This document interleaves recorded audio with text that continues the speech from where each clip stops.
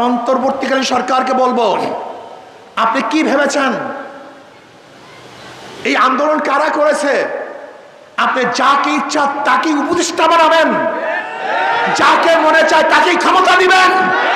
বাংলাদেশের মানুষ মানবে না, মানতে পারে না। কোন নাস্তিকদেরকে বাংলাদেশের উপদেষ্টা আমরা দেখতে চাই না।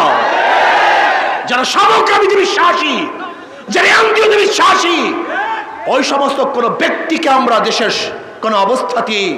কোন অবস্থাতেই উপদেষ্টা দেখতে চাই না।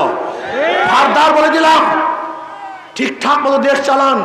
যদি চালাতে ব্যর্থ হন তাহলে ভূমিকম্প শুরু হয়ে যাবে, যা চিন্তা করতে পারবেন না।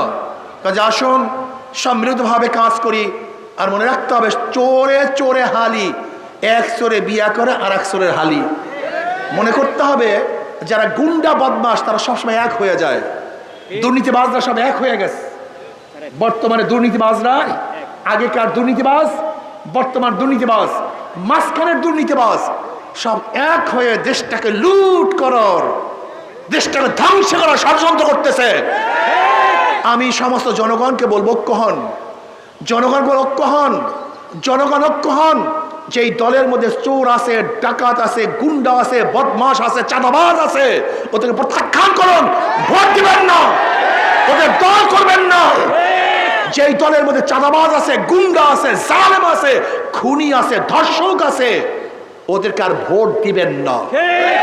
যদি জনগণ ঐক্য হন তাহলে ইনশাআল্লাহ কোনো ফ্যাসিস্ট, কোনো জালেম, কোনো গুন্ডা, কোনো চাঁদাবাজ আর ক্ষমতা আসতে পারবে না। ভিডিওটি লাইক শেয়ার করে দিন।